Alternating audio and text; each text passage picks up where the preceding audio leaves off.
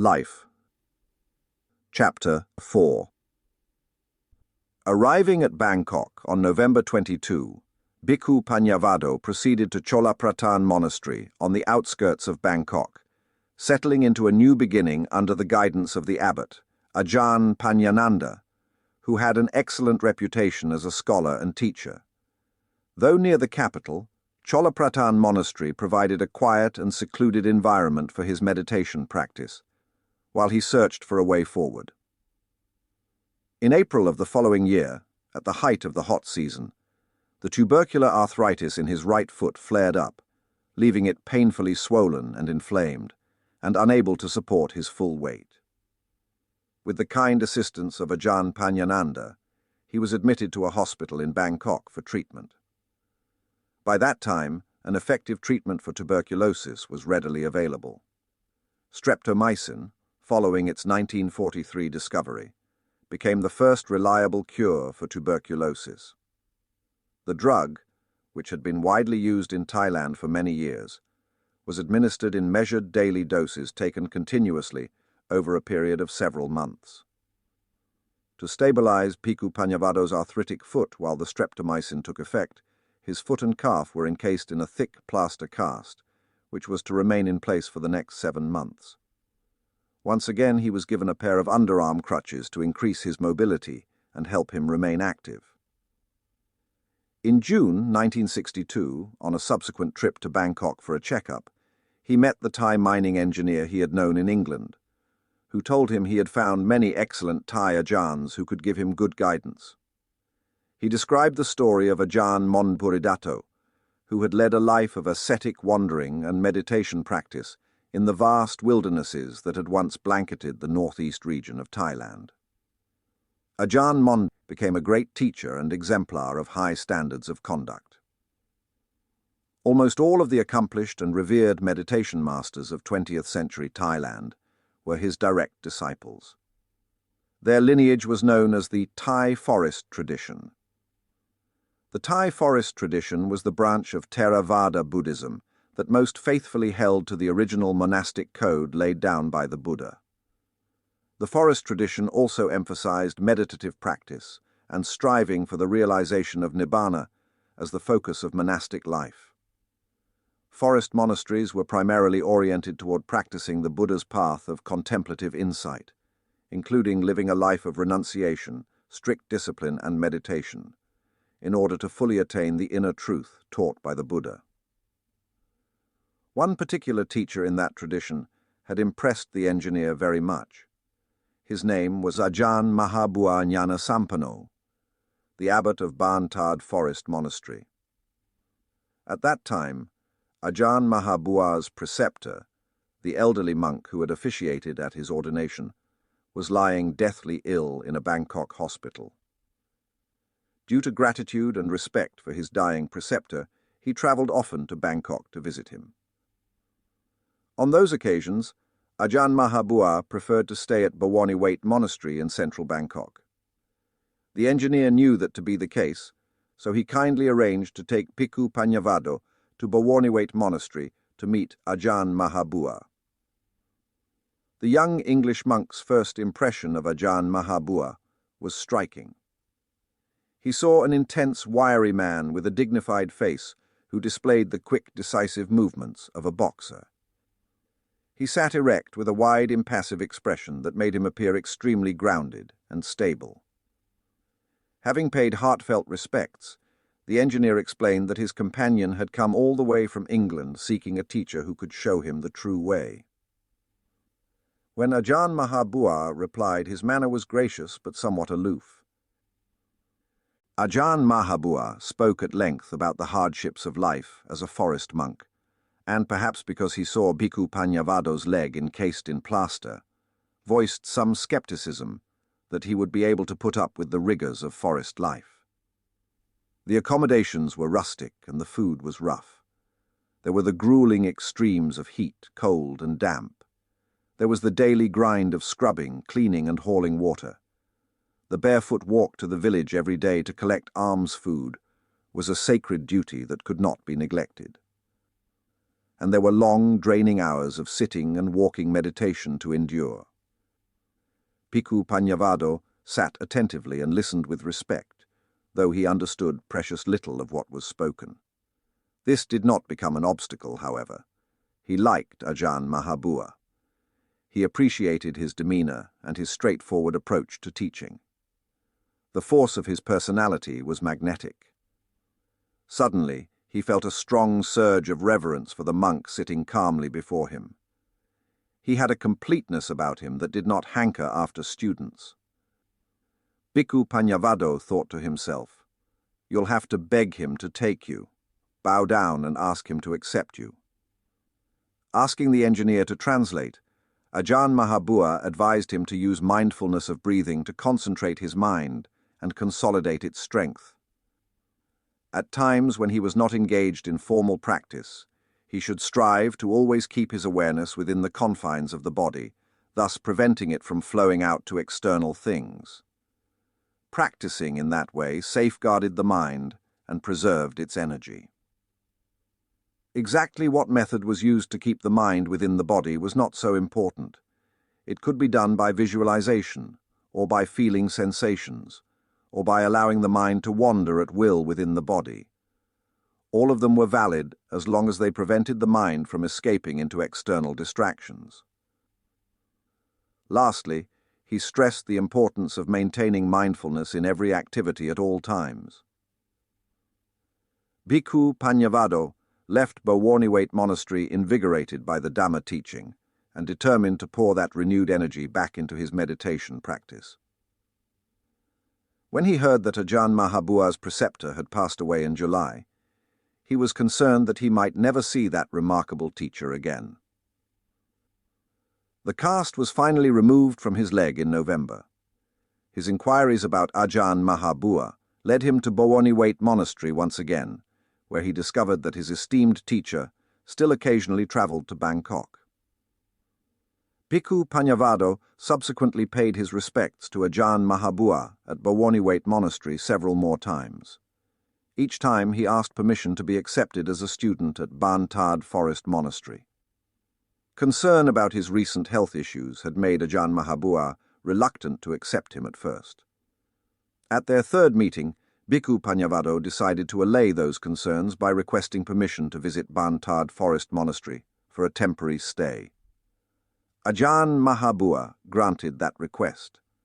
Many years later, Ajahn Mahabua would say with a chuckle that Bhikkhu Panyavaddho asked only to come for a temporary stay, and he's been living here temporarily for the last 41 years. On the evening of February 15, 1963, Bhikkhu Panyavaddho boarded an overnight train bound for the northeastern provincial city of Udon Thani. It was a journey of over 300 miles, lasting nearly 10 hours. He was met at the Udon Thani train station by a lay supporter of Ajahn Mahabua, who came in a dated and beat-up Land Rover to cheerfully drive him the remaining 13 miles to his destination. At a certain point along the main highway, the Land Rover veered from the road and jostled down an earthen ramp, then bounced across dry and dusty rice fields. That was as close to the monastery as the provincial roads extended. The rest of the journey was across the flat, straw-stubbled paddy fields that stretched to the horizon. In the dry winter season, that makeshift road proved passable enough. But at the height of the monsoon season, when the rice fields flooded their embankments, that stretch of the journey required a dug-out canoe with stout paddles. Bantad Forest Monastery stood out against the skyline as they approached, a leafy island of green against the expansive background of parched, fallow earth. Bhikkhu Panyavaddho was entering a secluded and quiet forest monastery in the lineage of Venerable Ajahn Monburidato, a community of monastics who had left the life of ordinary society to live in the forest so as to be close to the natural environment that was the setting for the Buddha's own search for the Dhamma and provided inspiration for his awakening. Since the Buddha's time, monks have retreated into the depths of the forests and mountains, seeking physical seclusion to aid them in the development of meditation and realization of the sublime truth that the Buddha taught. Those monks lived lives of simplicity, austerity, and diligence. The Buddha himself was born in the forest and reached awakening in the forest. He frequently dwelt in woodland regions, both during his noble quest and after his awakening. He taught in the wooded surroundings and passed away in a sal grove between giant twin trees. In the Pali discourses, the Buddha often instructed his disciples to seek out the seclusion of forest dwellings as the places most conducive to purifying the mind of all defilement. Bhikkhu Panyavaddho was escorted to just such a dwelling, a small wooden hut, or kuti, nestled in a wooded spot behind the main assembly hall. Firmly built and simple in design, the kuti blended naturally into the forest setting. The structure stood about 3 feet above the ground and was surrounded by a smooth, well-swept area of sandy soil. A path for walking meditation extended east to west along the rear. Although the design of the kuti was well suited to the subtropical climate, it produced countless cracks and crevices, nooks and crannies, which were inhabited by a host of sentient beings. No screens covered the shuttered windows. When they were open, which was most of the time, an astonishing array of insects intruded.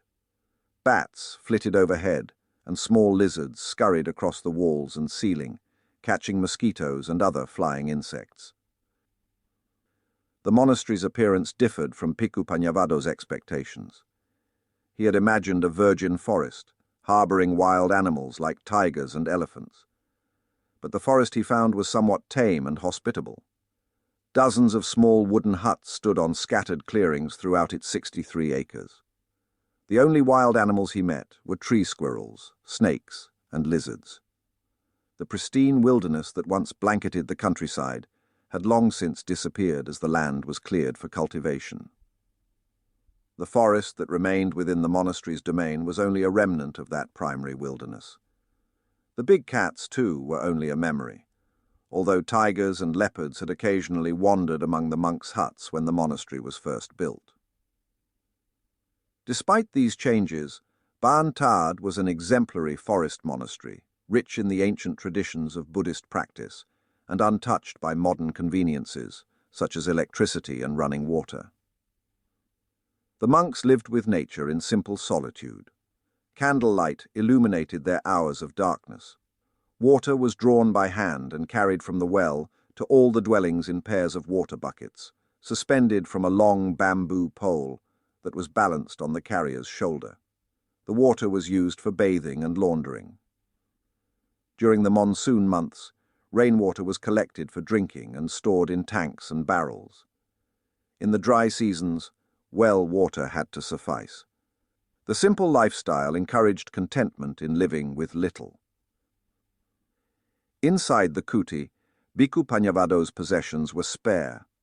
A clot, the large forest umbrella that could be fitted with a mosquito net, a grass mat, a blanket, an alms bowl, lower, inner and outer robes, and a few other small necessities.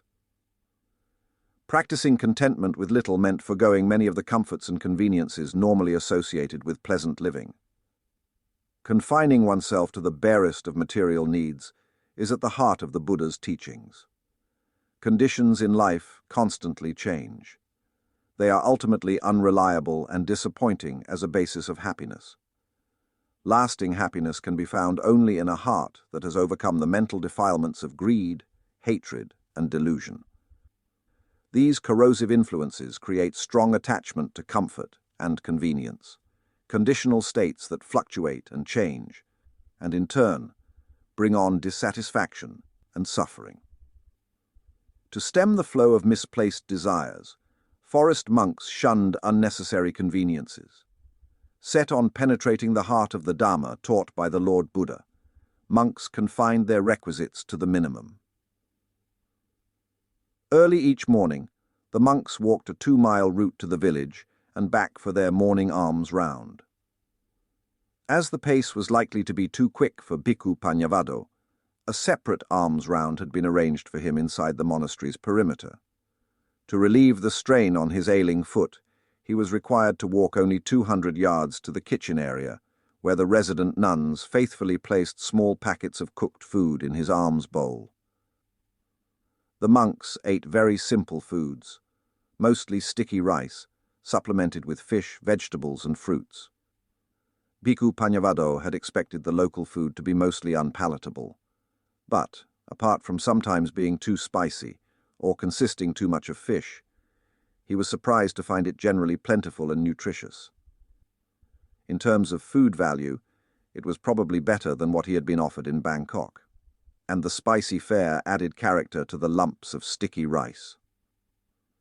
Bhikkhu Panyavaddho still struggled with fluent communication in spoken Thai. During his sojourn in London, he taught himself to read and write Thai. But after a year of living in Thailand, he still lacked proficiency in distinguishing the tonal sounds and their meanings. That shortcoming made dialogue with Ajahn Mahabua and the other monks challenging. Ajahn Mahabua remedied the problem by writing out his instructions in Thai script for his student to translate into English. It was a somewhat time-consuming process and not entirely satisfactory, but it created a close rapport between teacher and student, which would develop with time into a strong bond, grounded in trust. Bhikkhu Panyavaddho resolved from the start to believe wholeheartedly in his teacher. He never found reason to regret that trust. Bhikkhu Panyavaddho carefully saved those initial handwritten instructions from his teacher and reread them whenever he sought inspiration. One of them read, "Ban Tad Forest Monastery is a meditation community. We are meditation monks. Since its beginning, this monastery has been dedicated solely to mind development. No other type of work is allowed to disturb the peaceful environment here. If other work must be done, I've made a rule that it take up no more time than is absolutely necessary. Your primary work as a meditation monk was given to you on the day of your ordination. In that ceremony, you were told to contemplate 5 things: Kesa, hair of the head; Loma, hair of the body; Naka, nails; Danta, teeth; and Tacho, the skin that encases the body. These 5 parts of the body taught during the ordination ceremony should become your meditation subjects. It's up to you to contemplate them and develop them in your meditation to the best of your ability. This is the true work for those monks who practice according to the principles of Dhamma that were taught by the Lord Buddha." In another, he spoke of monastic harmony. "It is wrong to watch other monks with an aim to find fault. This attitude will do nothing to help your practice. It is not your job to criticize other monks, even when they behave improperly. Observe the annoyance that arises in your own heart instead. Wisdom does not arise from blaming others for their faults. It arises from seeing your own faults. The monastic discipline is training and restraint of body, speech, and mind that is designed to complement the meditation practice.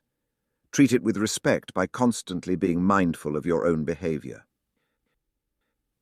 Bhikkhu Panyavaddho resolved that his first task was to adopt an appropriate monastic attitude. The second was to deport himself with proper monastic demeanor.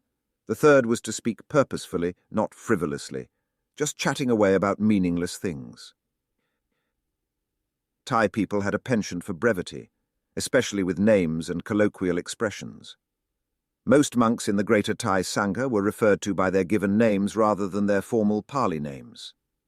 Given names were usually reduced to simple nicknames of 1 or 2 syllables. The rather long and formal name Bhikkhu Panyavaddho proved a mouthful for monks used to more casual forms of address. Ajahn Mahabua soon remedied that by shortening his name from Panyavaddho to just Panya, or wisdom, a strong name and one very much in character. He preceded it with the honorific Tan, a common Thai expression of respect. From that time on, Bhikkhu Panyavaddho was known as simply Tan Panya, meaning venerable wisdom. It soon became obvious to Tan Panya that Ajahn Mahabua was very demanding of his disciples. He was on their case constantly with strictness severe enough to provoke fear and dread. He lived up to his reputation as being an uncompromisingly fierce teacher. Tan Panya, who fully believed in his teacher, knew instinctively that he would never instruct his disciples with harmful intent. He reasoned that when Ajahn Mahabua used harsh or abusive language with his students, The words were spoken with a deeper purpose. They may cut his students to the bone, but as a consequence, the words would arouse them to alertness and force a sharp inward focus. He was prying their hearts open so the Dhamma could penetrate deeply. Ajahn Mahabua always had his eye on the potential of his disciples. When he saw that a monk possessed strong, virtuous roots, he made a constant effort to prepare a fertile environment for his growth in the Dhamma. Panya realized that Ajahn Mahabua believed in what he could become in the future, despite the fact that his Buddhist practice had not yet matured. Ajahn Mahabua worked compassionately with his new pupil, day in and day out, to raise the level of his meditation to a higher, more stable plane. Supported by his unflagging belief in Ajahn Mahabua, Panya resolved to work things out for himself, diligently and without complaint. He felt he must strive to solve his own problems before seeking advice. Only in that way could he test the boundaries of his own wisdom. If he faltered, he knew his teacher would be there to help him expand those boundaries. Ultimately, having faith in Ajahn Mahabua and in the forest tradition was to believe in the unbounded wisdom of the Buddha, Dhamma, and Sangha. Capable of solving nearly all problems by himself, Panya approached Ajahn Mahabua only occasionally with questions about his practice. He also gained a deeper understanding of meditation by listening to Ajahn Mahabua's spoken expositions on Dhamma practice, and by reading printed copies of his formal discourses. Drawing from his experience, Ajahn Mahabua tended to address the problems of his students while he spoke, giving them an answer even before they asked their question. Often, there was very little need to ask explicitly. In the seclusion of his kuti at Bantard Forest Monastery, Panya continued to work with breath meditation to deepen his samadhi meditation. He sensed that his calm and concentration still lacked sufficient depth. His mind inclined naturally toward thinking and reasoning, signaling a predisposition toward wisdom. His teacher encouraged him to think of samadhi as a tool that one forged to prepare the ground for investigating various aspects of Dhamma. He must avoid placing too much emphasis on forging the tool, thereby neglecting the work. Once the tool was ready, he must quickly learn its most effective use. Eventually, Panya resolved to exploit his existing resources of calm and concentration to probe the Dhamma for deeper insights, a strategy which achieved satisfying results. In the tropical forests of northeastern Thailand, things grew quickly and decayed quickly. The forest paths, when left untended, soon disappeared from sight under a profusion of weeds and bushes. Even simple bamboo dwellings did not last long.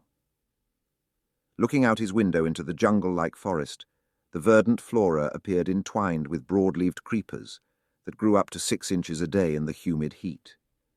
The wild vegetation had to be continually hacked back, or it could swallow up the monks' residences within 6 months.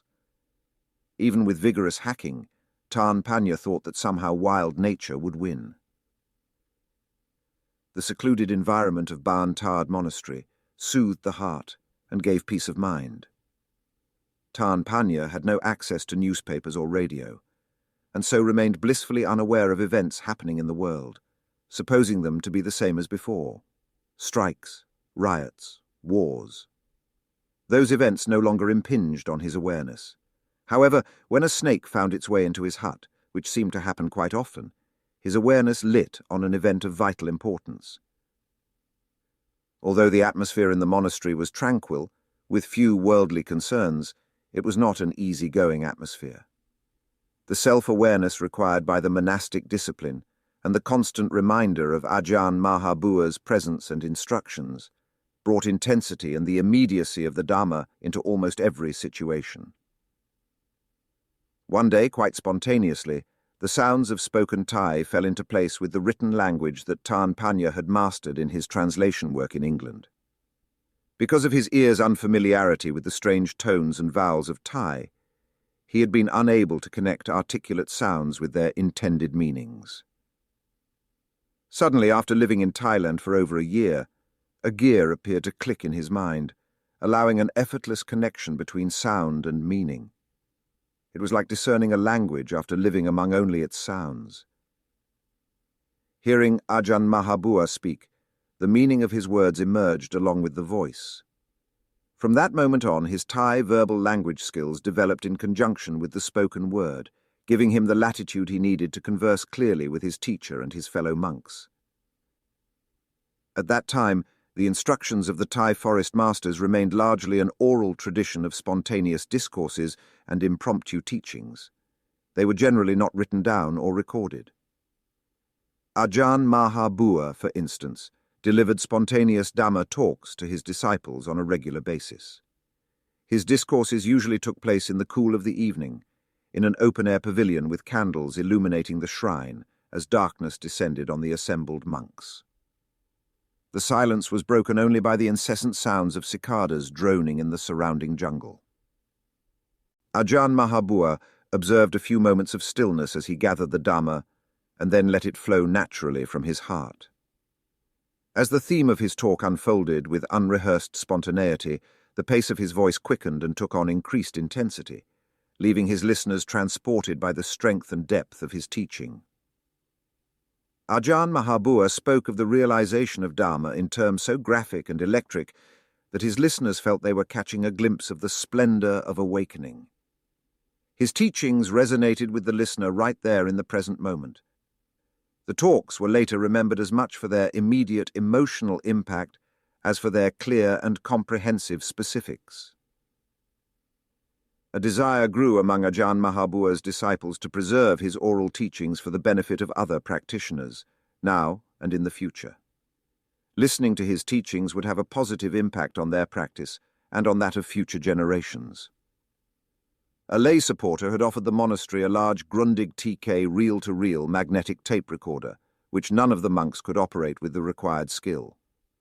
Ajahn Panya, with his practical knowledge of electrical engineering, volunteered to take on the responsibility of recording his teacher's spoken discourses.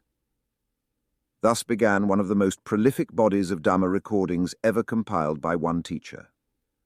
From open reels to cassette tapes to digital recorders, Ajahn Panya utilized the latest sound recording techniques to capture thousands of hours of the most precious Dharma discourses over a period spanning 4 decades. Thanks to the tireless efforts of an Englishman who gave up a career in electrical engineering to become a simple Buddhist monk, the extensive range of Ajahn Mahabua's discourses on the Buddha's teaching has been expertly preserved for future generations. Ajahn Panya always made a special effort to listen with open and serious attention to Ajahn Mahabua's spoken discourses, seeking to absorb at least something of the diverse levels of meaning they contained. He discovered that listening to Ajahn Mahabua expound on the Dhamma was a far more difficult practice than he had imagined. To listen truly, so that the act of listening itself becomes a meditation practice, meant emptying his mind completely of the thoughts and ideas that pervaded his mental and intellectual being. It required letting go of all the knowledge, all the views, all the concepts and prejudices filling his head.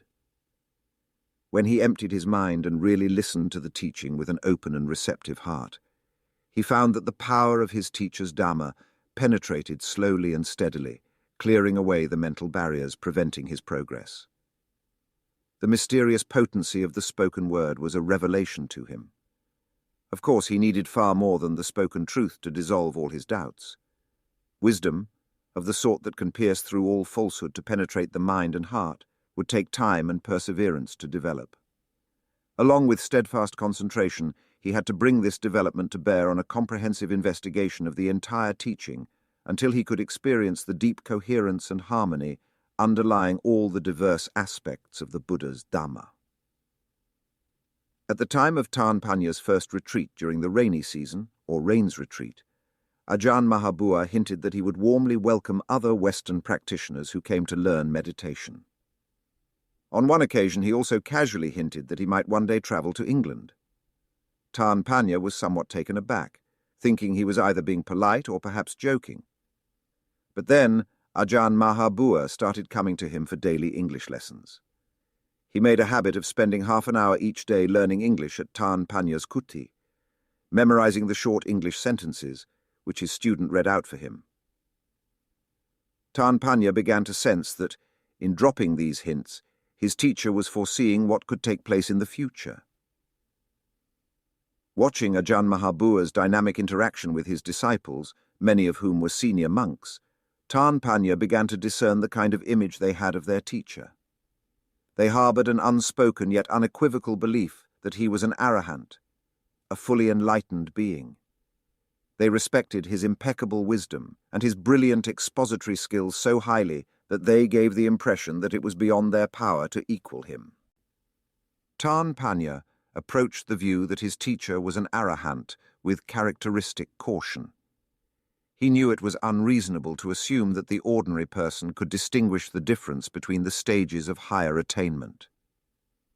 That considered, he also felt that they could be right in their assessment, since he saw nothing in his teacher's demeanor to disprove the idea of his being an arahant. He saw in Ajahn Mahabua a man who displayed no conceit, always appearing either cheerful and happy or neutral and detached. He exhibited tireless energy, and his countenance was always bright and without blemish.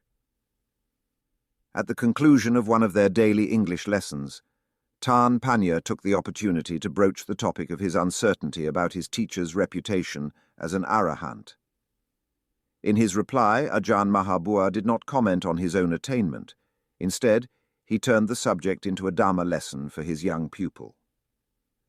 As Buddhists, we have no valid reason to doubt our own potential for attaining Magga, Phala, and Nibbana in this lifetime. In fact, we would not be true Buddhists if we did not believe in the potential for enlightenment. The Buddha himself stated that as long as human beings practice correctly in line with the Noble Eightfold Path, arahants will continue to emerge in the world. In the suttas, the Buddha speaks often of the rewards to be gained by those who follow the path to Nibbana. He tells of the happiness that comes from practicing generosity, the happiness that comes from living according to principles of virtue, the happiness that comes from developing loving kindness, the happiness that comes from practicing meditation and discovering the sublime tranquility of samadhi, the happiness that comes from overcoming the defilements and abandoning suffering. Those levels of happiness can be accomplished by anyone through the correct practice of Dhamma. Personally verifying the Buddha's fundamental teachings in that way makes it easier to accept the possibility that the highest of his teachings is equally true, including his teaching that the supreme happiness of Nibbana is accessible to everyone who practices the Noble Eightfold Path with unwavering diligence and insightful wisdom. Nowhere in the Pali Canon does it state that the Buddha took the path to Nibbana with him when he departed this world. On the contrary, the Buddha clearly proclaimed that the Dharma and Vinaya he left behind were to be our guides along the Noble Eightfold Path. The Dharma and Vinaya that we inherited from the Buddha are in no way deficient. They are just as complete and valid today as they were when he taught them 2,500 years ago. If Dhamma and Vinaya are faithfully put into practice with utmost sincerity and determination, nothing in the realm of samsara is capable of preventing the result of ultimate happiness from arising in the mind. Today, many people are born with enough good karma to come into contact with Buddhism and to study the Buddha's teachings as they were handed down in their entirety. There is no reason why people with enough merit and intelligence cannot put what the Buddha taught into practice for their own benefit and the benefit of living beings everywhere. It is only the defilements in our hearts and minds that prevent us from undertaking that task. Removing those defilements is the purpose of the Buddha's path of practice. When the defilements are strong, the path is weak, which causes us to have faith in the ways of the world more than the ways of Dhamma. The worldly outlook says that practicing the Buddha's teaching for the sake of attaining Nibbana is too difficult, and because we want to avoid suffering and hardship in our lives, we claim that it is no longer possible. By taking that attitude, we avoid feeling guilty about not making the effort. And because of that, when we hear that someone else has aroused great effort and attained arahantship, we don't want to believe it's true. But the suffering we experience in our lives goes to the heart of the Buddha's first noble truth, a truth that we must strive to examine and understand. Instead, people feel uncomfortable when they're told about the noble truth of suffering, and shy away from its profound implications. This attitude simply shows that people do not have enough knowledge of Buddhism to understand its true aims. The Buddha's teaching on suffering is completely in line with the way things really are. This is why it is called a noble truth. Suffering is a basic principle of Buddhism because it is true. The Buddha was a person who truly knew the reason for suffering, which is why he taught people not to simply avoid pain and suffering, which are effects, but to get rid of the causes, the defilements that bring them about. Those defilements make up the Buddha's second noble truth, the origin of suffering. When the causes are eliminated, the effects cease of their own accord. The Buddha starts out with suffering in order to point out the evidence that establishes the truth, so that we can search out the causes and correct them in the proper way. The third noble truth, the cessation of suffering, is the ending of pain and suffering within the heart through the power of our practice of the path, which is the fourth noble truth. The path of practice refers to the methods used to cut away the causes of suffering step by step until all have been eliminated.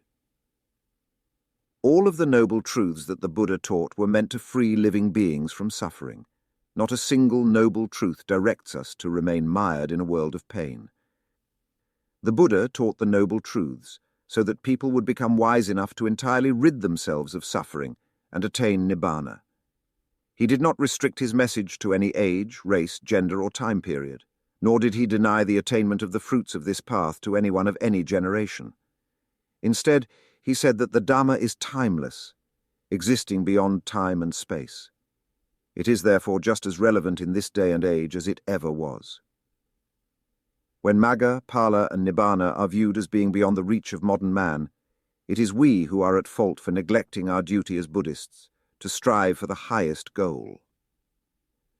When it comes to Dhamma, we too easily settle for mere philosophical inquiry over practical action. We become opinionated bookworms vainly chewing at pages of the Tipitaka, while we insist on holding tenaciously to the Dhamma we have learned by rote. This happens because we cannot be bothered to make an effort to investigate the supreme noble truths that are an integral part of our very own being. Instead, we mistakenly appropriate the great wealth of the Lord Buddha's words as our own personal property. Simply because we have memorized his Dhamma teachings, we believe we are wise enough already, even though the defilements filling our hearts are piled as high as a mountain and have not diminished in the least. Many of us find justification for our views in the very Pali scriptures that were used to proclaim the Buddha's timeless message. Students of the Pali scriptures tend to believe that the written texts comprise the sum total of all aspects of Dhamma. They self-righteously assert that scriptural doctrine and convention are the only legitimate criteria for authenticating all of the countless experiences known to Buddhist practitioners over the ages. But the true Dhamma arises in the hearts and minds of those who put the living teaching into practice here and now in the present. Consider the Lord Buddha and his arahant disciples, for instance. They knew and thoroughly understood Dhamma long before the Pali texts appeared. Clearly they achieved their exalted status at a time when no scriptures existed to define the parameters of Dhamma for them. The true Dhamma is always the Dhamma of the present moment. Time and place are merely mundane, conventional concepts that are incapable of affecting the Dhamma of the Lord Buddha in any way. For that reason, those who practice the Buddha's teaching correctly are entitled to know for themselves all those aspects of Dhamma that fall within the range of their own natural abilities, regardless of what age or century they live in.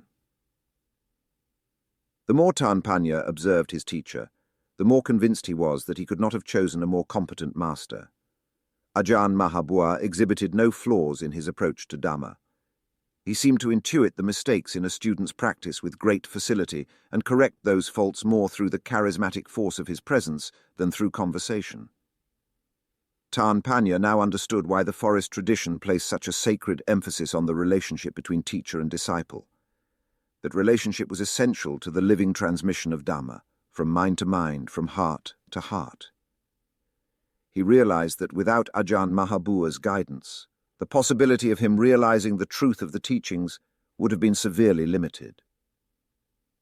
The more he reflected on faith and its overall place in the teachings, the more deeply Ajahn Panya realized that faith is essentially a skillful means of making a person more receptive to the truth expressed in the teacher's words. Viewing his teacher as a living master enabled him to listen unreservedly to the teaching and put it into practice with the greatest possible commitment. Ajahn Panya's conviction in Ajahn Mahabua translated into total respect for the Dharma embodied in his teacher and conveyed through him. The greater his faith, the more open to the teachings he became. The more open he was to the teachings, the greater the opportunity for them to penetrate deeply into his heart. He now felt strongly that these same teachings could greatly benefit the people in England, whom he had spent so much time teaching, and whom he had now left behind. His attempts at teaching them had lacked a firm compass bearing in the direction of the highest good, the supreme happiness, Nibbana. It was for this reason, no doubt, that his teaching had achieved such limited results. He now saw that practitioners needed to perceive how each step on the path interlocks to form the pattern of the whole teaching. Otherwise, they will meander on an eclectic journey, missing all the important way stations along the path. They need a clear-cut and unambiguous formula for advancement.